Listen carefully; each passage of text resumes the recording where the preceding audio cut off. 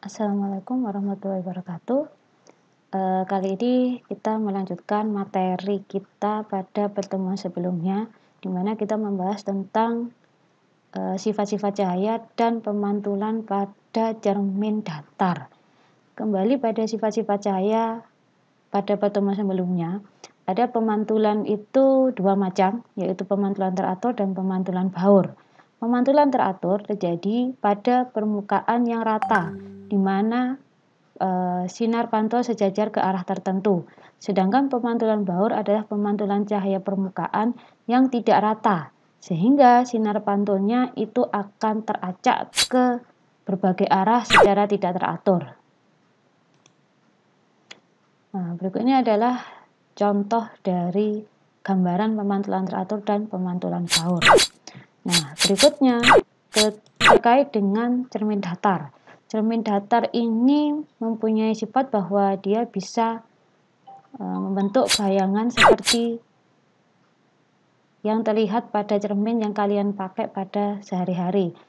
Sifat bayangan pada cermin datar adalah maya, sama tegak dengan bendanya, sama besar dengan bendanya, sama tinggi, tapi arahnya saling berlawanan. Jarak benda sama dengan jarak bayangan. Kemudian kali ini kita melanjutkan dengan pembentukan atau pemantulan cahaya pada cermin cekung dan cermin cembung. Jadi termasuk pada cermin lengkung. Nah, cermin lengkung ini sudah kalian cari materinya pada pertemuan sebelumnya. Silakan kalian melihat catatannya masing-masing dan kita pelajari bersama terkait dengan pembentukan cahaya pada pembentukan bayangan pada cermin cekung dan cermin cembung. Nah, pembentukan bayangan ini nanti yang harus kalian pahami adalah terkait dengan sinar-sinar istimewa yang ada pada cermin cekung dan cermin cembung. Kali ini yang nanti kalian harus pahami adalah bagaimana mengukur, kemudian menggambarkan dan menghitung besarnya bayangan pada kedua cermin lengkung, cekung dan cembung. Jadi bagaimana teknik menggambarkan bayangan dan bagaimana cara menghitung bayangannya kita pelajari pada pertemuan hari ini. Kali ini kita mulai dari pembentukan bayangan pada cermin cekung. Cermin cekung ini memiliki permukaan pemantul yang bentuknya melengkung atau membentuk cekungan yang bersifat konvergen atau mengumpulkan sinar pantul. Biasanya cermin cekung ini digunakan pada alat-alat penangkap seperti alat telekomunikasi seperti ini. Kemudian itu digunakan cermin cekung. Nah, di sini ada F, ini adalah bagian depannya cermin, bagian yang melengkung itu bagian depan. Kemudian di sini ada F adalah jarak fokusnya. Kemudian R ini adalah jari-jari kelengkungan. Nilai jari-jari kelengkungan adalah 2 kali titik fokus. Jadi jika titik fokusnya 3 cm, maka jari-jari kelengkungannya sebesar 6 cm. Nah, yang kita pelajari sekarang adalah sinar istimewa pada cermin cekung. Kalian bisa melihat catatan kalian masing-masing dan kita pelajari tentang sinar istimewa pada cermin cekung. Yang pertama, pada cermin cekung akan terbentuk pantulan seperti ini, di mana sinar datang sejajar sumbu utama akan dipantulkan melalui titik fokus. Jadi sinar datang sejajar sumbu utama, ini sumbu utamanya akan dipantulkan melalui titik fokus. Itu yang pertama. Kemudian yang kedua, kalau ada sinar yang mengenai titik fokus atau melewati titik fokus, maka akan dipantulkan sejajar sumbu utama. Jadi kebalikan dari sinar istimewa yang pertama tadi. Datang melalui titik fokus dipantulkan sejajar sumbu utama. Kemudian yang ketiga, sinar datang yang mengenai atau melewati jari-jari kelengkungan, maka akan dipantulkan melalui titik tersebut. Jadi sinar datang melalui titik pusat kelengkungan akan dipantulkan ke titik itu juga. Nah, proses pembentukan bayangan pada cermin cekung, nah minimal ketika nanti kalian akan menggambarkan bayangan pada cermin cekung harus menggunakan dua sinar istimewa. Dua sinar istimewa nanti yang harus kalian pelajari akan saya peragakan pada sesi berikutnya. Jadi kalian simak saja sekarang bagaimana pembentukan bayangan pada cermin cekung. Di sini ada bagian-bagian, ada ruang 1, ada ruang 2, dan ada ruang 3. Ruang 1 adalah ruang yang daerah yang terletak di antara cermin dengan titik fokus. Ini adalah ruang 1. Kemudian ruang 2 adalah daerah atau di sini ruangan yang berada di antara titik fokus dan jari-jari kelengkungan atau 2 kali titik fokus. Sedangkan ruang 3 itu berada di belakang jari-jari kelengkungannya. Kemudian ada nanti ruang 4. Ruang 4 ini berada di belakang cermin. Itu ruang 4. Jadi ini ruang 1, 2, 3, dan 4.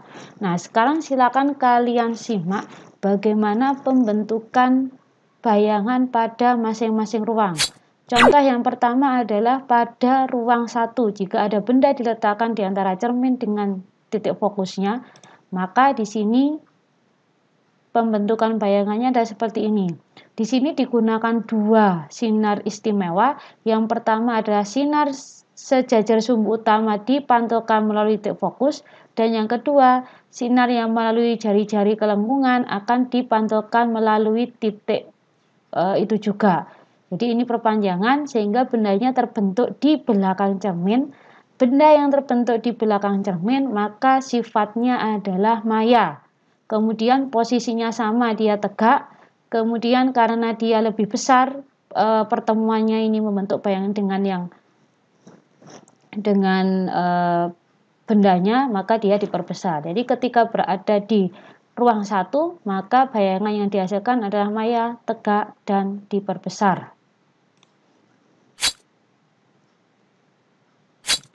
Berikutnya, ketika berada di ruang 2. Ruang 2 adalah ruang di antara titik F dengan 2F atau titik R. Nah, di sini juga menggunakan dua sinar istimewa. Yang pertama, sinar sejajar sumbu utama dipantulkan melalui titik fokus. Yang kedua, titik fokus, sinar istimewa yang melewati titik fokus dipantulkan sejajar sumbu utama.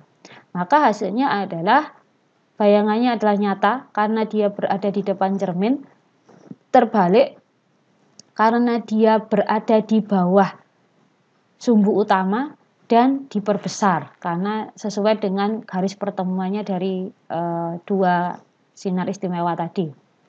Kemudian di ruang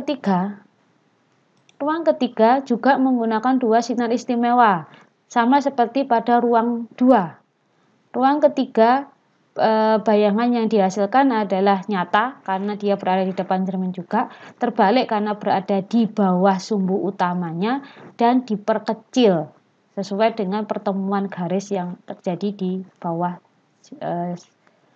sumbu utama.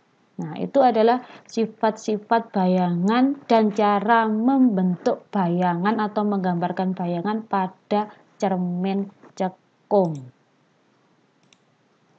Nah, terkait dengan cermin cekung, untuk menentukan atau menghitung besarnya titik fokus atau bayangan dan jarak cermin, maka digunakan persamaan 1/F sama dengan 1/S plus 1/S aksen.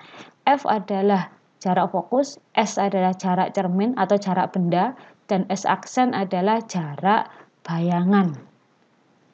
Semuanya dalam satuan cm, atau jika menggunakan meter maka semuanya harus dalam satuan meter. Sedangkan jika kita ingin menentukan apakah bayangan itu diperbesar atau diperkecil atau tetap, maka menggunakan persamaan M sama dengan H aksen per H sama dengan X aksen per S. H aksen ini adalah tinggi bayangan, H ini adalah tinggi benda, S aksen ini adalah jarak bayangan dan S adalah jarak benda ke cermin. Nah, ini nanti silakan digunakan salah satu saja sesuai dengan data yang diketahui. Nah, ini berikut ini adalah contoh soal. Sebuah benda diletakkan 10 cm di depan cermin cekung. Jika jarak fokus cermin tersebut 6 cm, tentukan jarak bayangan dan perbesaran yang dibentuknya dan nyatakan sifat-sifatnya. Nah, ini bisa kalian lihat, kita menggunakan persamaan yang pertama tadi, 1/F sama dengan 1/S plus 1/S aksen. Jarak fokus dari 6 cm, jadi 1/6 sama dengan S-nya adalah 1/10 plus 1/S aksen. S aksennya ini nanti akan saya jabarkan cara perhitungannya pada sesi yang setelah ini. Nah, jadi karena S-nya di sini bertanda positif, kalau bertanda positif manakah bayangannya adalah nyata. Kemudian kalau M-nya ini nilainya lebih dari 1, maka dia diperbesar. Kalau 1 berarti tetap, kalau kurang dari 1 maka diperkecil. Nah, kalau terbalik ini terkait dengan nyata. Kalau nyata dia terbalik, tapi kalau maya maka bayangannya adalah tegak. Oke, itu nanti saya jelaskan pada contoh cara menggambarkan dan menghitungnya lebih lanjut.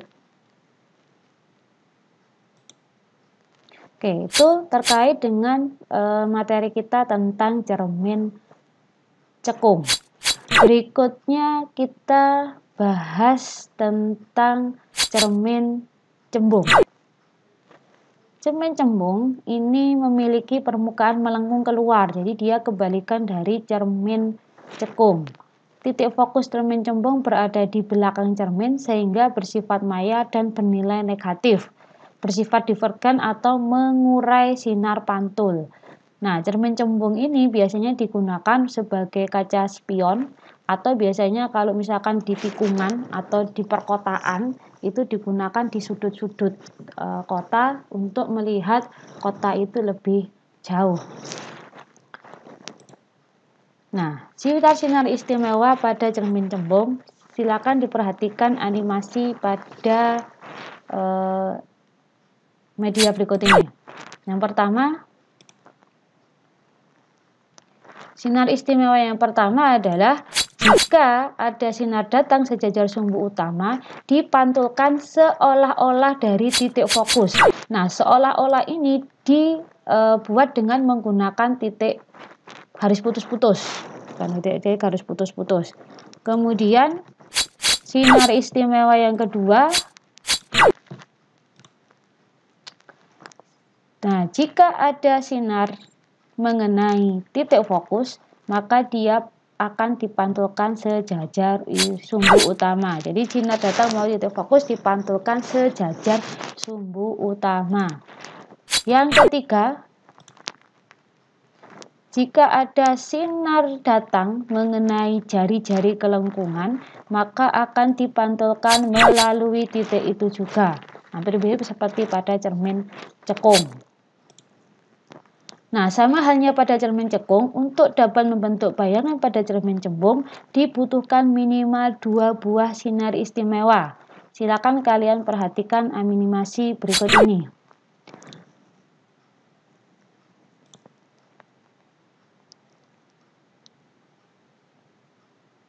Nah, di sini digunakan 2 sinar istimewa. Yang pertama adalah sinar yang sejajar sumbu utama akan dipantulkan seolah-olah dari titik fokus.